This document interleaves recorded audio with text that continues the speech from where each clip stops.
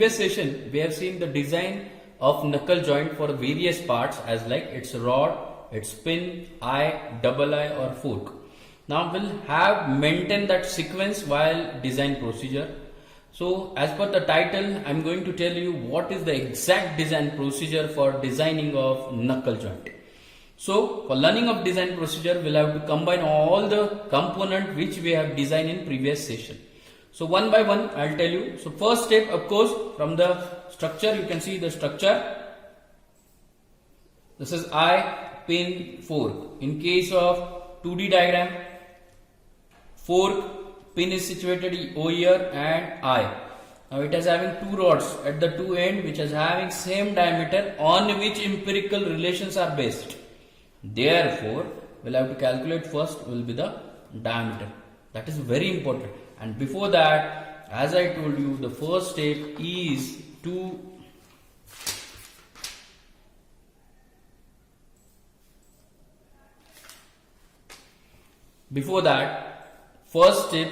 calculate. We must know step number 1. I'll write permissible stresses.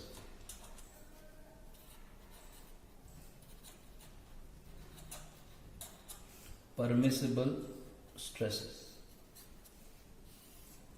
Now first step is the permissible stresses. We have to calculate that permissible stresses. So as we know, it will consist of rod, pin, fork and eye. So all are made up of steel or ductile material because it will have to maintain the strength. Therefore all the materials and factor of safety we have to check from the diagram or from the statement, and through which we'll have to calculate. First is tensile stress, that is SYT by factor of safety. All are having tensile stress. Then crushing stress, we'll have to consider SYC, yield strength in compression with respect to factor of safety. As I told you, if they have mentioned yield strength in compression is 15% more or 17% more, whatever it be the value, we'll have to select as per the statement, and through which we'll have to consider their condition and we'll have to write the crushing stress. And then shear. So all are having shear. It is 0.5 of yield strength with respect to factor of safety. So this is our first step to calculate the stresses in Newton per mm square. Very important. Clear? And we are going to check these stresses in upcoming steps. Clear? So this was about the first step. I'll move toward the step number 2. Step number 2. In case of the step number 2, it is very important. The first part of the designing of the knuckle, that is rod, capital D, rod. So I will have to design the rod. So first step is design of rod, and it is indicated by diagram capital D. Clear? Capital D. So I'll calculate this. It is having tensile force. So P by area pi by 4 D square.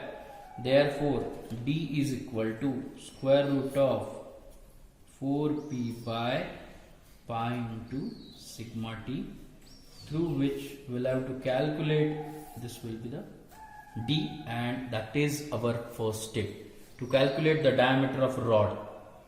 Correct? So this was our first step. Now we'll move toward the step number 2. It is empirical relations. Empirical relation we'll have to use for the design. So as like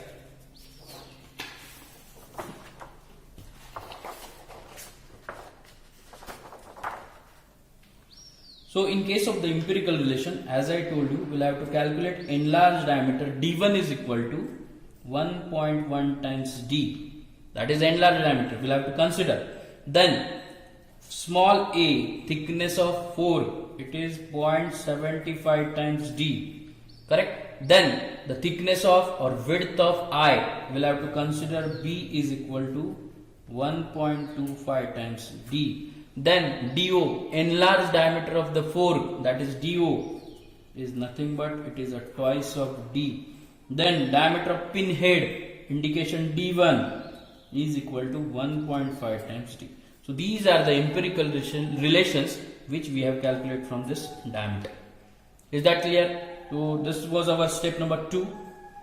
Now we'll move toward the step number 3. Step number 3 is totally related with the design of pin. So I'll write design of pin.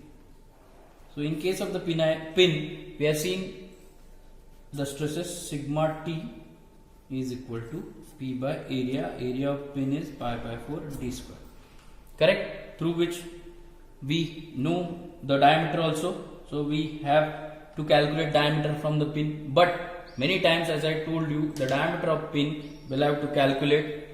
I'll write here diameter of pin, that is small d, we'll have to calculate by using two kind of the stresses. First is shear failure. So in case of the shear failure, I'll write tau pin P by area pi by 4 d square, and which is having double shear stress. Correct? And through which we have written d is equal to, that is 2p pi into tau. It is in square root. It is in mm. Correct? So this will be the diameter of pin, we'll get in mm. And another method for diameter of pin is to calculate through bending. Through bending. Correct? And bending we have seen sigma b is equal to mby by I, and through which we have written the equation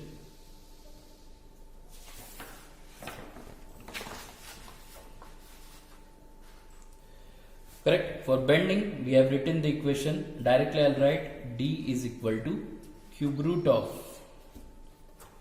that is 32 by pi into sigma b into p by 2 1/4 of b plus 1/3 of a. So through which we will get the diameter, it is in mm. Correct? Now here which diameter we'll have to follow? We'll have to consider whichever be the maximum. We'll have to consider whichever be the maximum, and that will be your diameter of pin. So this is for the design of pin, step number 3. Now we'll move toward the step number 4. Design of I. We have seen the design of I. In case of that, we have seen the first kind of the stresses is tensile, shear and crushing. So I will have to design means I will have to checking of stresses. Checking of stresses. So I will have to check with the first step, that is permissible stress. So firstly I will have to use the tensile stress for the I case, that is P by area, that is B into dO minus D. We'll get directly. We'll get B into dO minus D. We'll get directly tensile. Then second, for the crushing, I will have to check P by area, crushing area B into D. And third one, in case of shear of I will take P by area. So by considering the double shear stress, we have seen same equation as like a tensile. So these are the three kind of the stresses we'll have to check with respect to permissible stress. Permissible stress. And what this indicate? The permissible should always more than calculated. Then only design is safe. Listen, if permissible stress is more than calculated, then only design is safe. Is that clear? So this will be our design of eye. Next, we'll move toward the step number 5. Design of design of fork, or we can say double eye. In that I told you, in the structure, in case of double eye, what happened? Fork is having thickness A and A. So instead of B, I can write B is equal to twice of A. In case of fork, B is equal to width. Only one width is there in case of I. In case of B, we'll have to use twice of A. Is that clear? Now, for this case, I will have to write here directly first tensile stress or tensile failure. I'll write sigma T is equal to, the tensile stress is this. So I'll write P by, instead of B, I'll write 2A into dO minus D. This will be question 1. And through which I'm going to check the things. Second, crushing.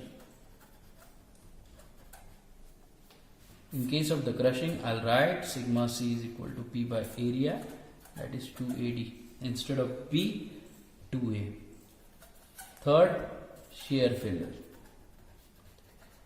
So in case of shear failure, I'll write tau in case of fork is equal to